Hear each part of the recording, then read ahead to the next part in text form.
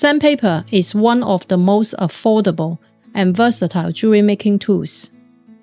In this video, I'll show you 5 different ways of using it when making jewelry.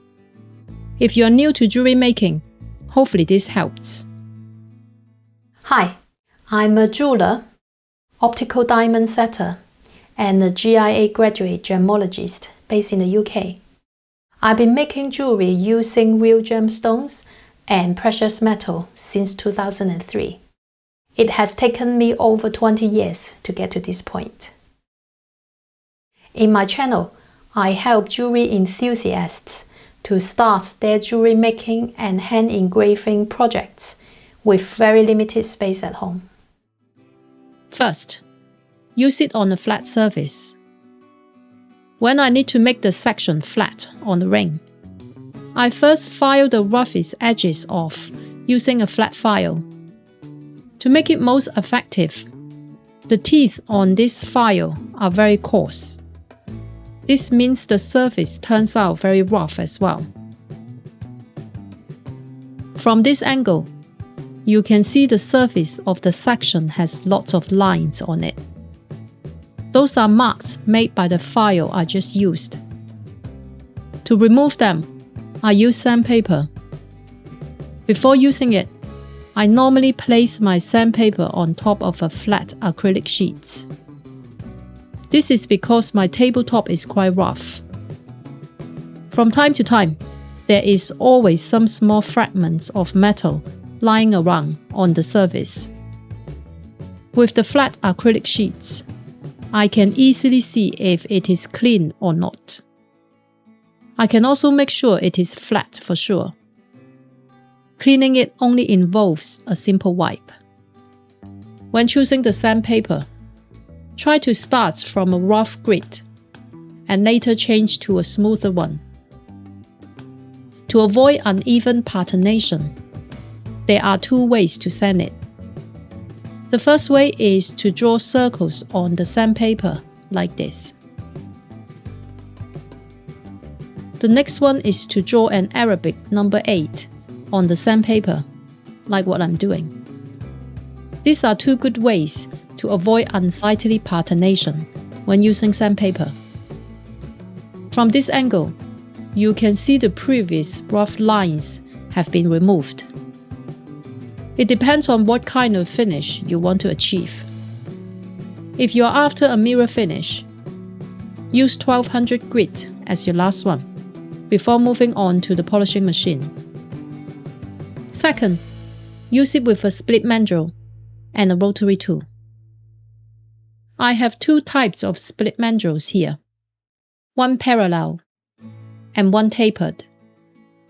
Each of them has a gap in the middle.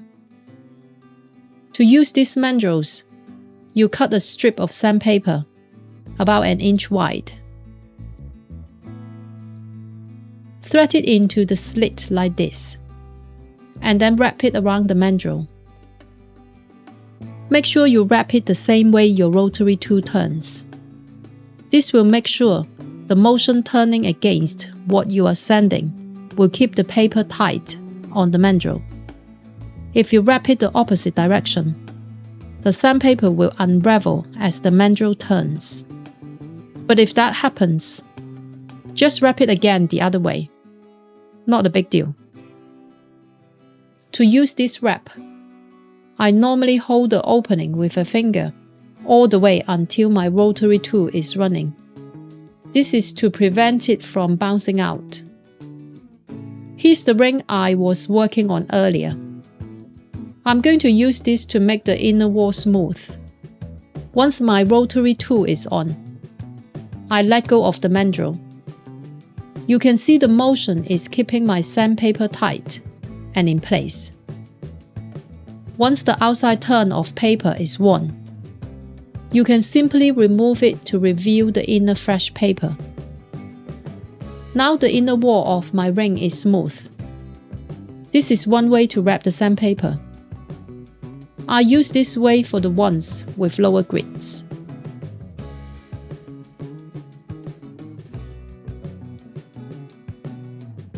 Here are 2 split mandrels. The sandpaper on my right-hand side is much smoother than the one I have just shown you. For the sandpaper with finer grits, I roll it in a slightly different way. You see here at the end of the sandpaper, I cut a straight line all the way to the middle. Fold it to one side to double the thickness. Thread it into the slit, and then roll it around the mandrel. I have found this works well with thin sandpaper.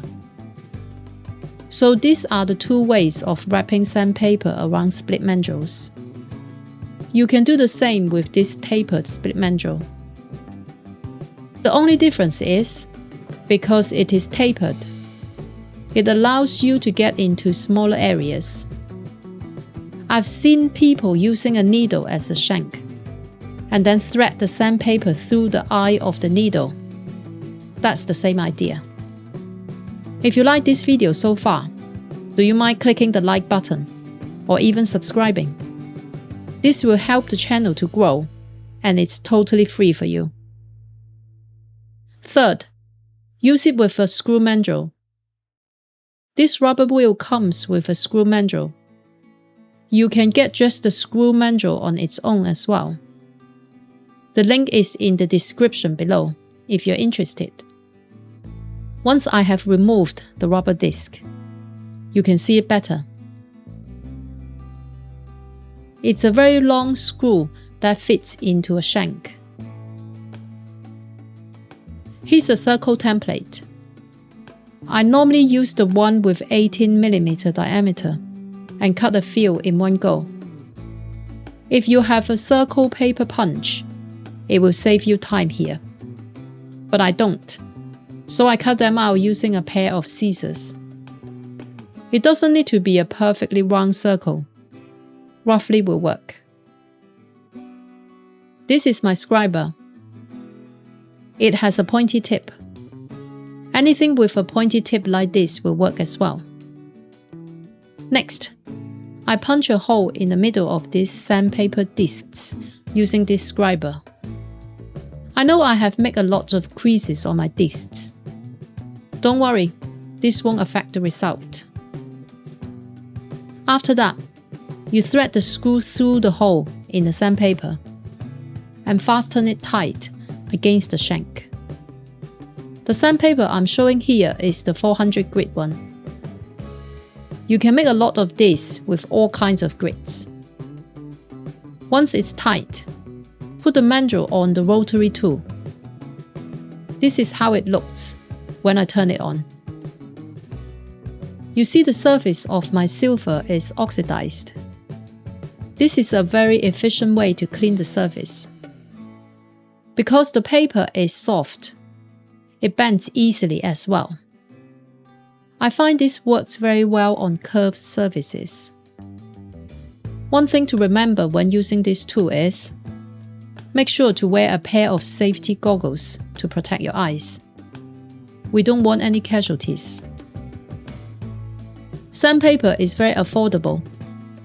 You can make a lot of these discs out of a single sheet. If you want to remove the metal more aggressively, you use the sandpaper with lower grits, and vice versa. It depends on what you are doing with them. Each of these discs can last for a while. Fourth, use it with a wooden stick. This wooden stick have a square section. They measure 1/4 inch wide and 9 inches long.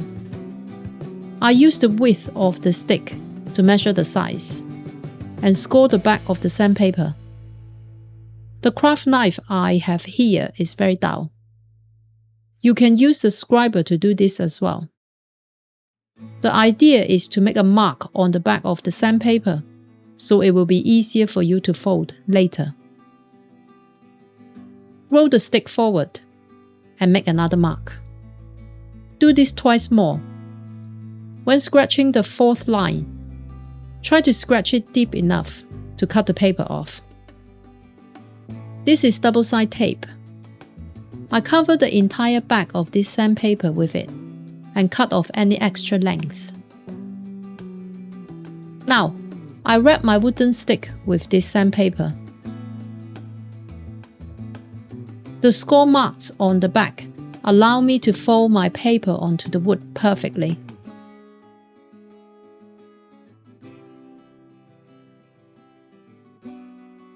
I make a few more of this previously. Some have a rectangular section. With different grids, I could have many different sizes of sandpaper sticks. You can do this on round sticks as well, from very coarse to fine. Metal files have 6 different sizes and very limited shapes. But with this, you can have many sizes and shapes of sandpaper sticks. I found them very useful when cleaning surfaces. Fifth, use it with a saw frame. This is the sandpaper I used earlier.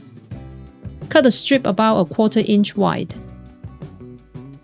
That's about 6 millimeters. My craft knife is too dull. I have to separate it using a pair of scissors here.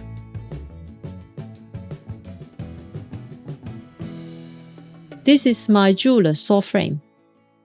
I have been using this exact one since 2003. Remove the saw blade. Put this strip of sandpaper on.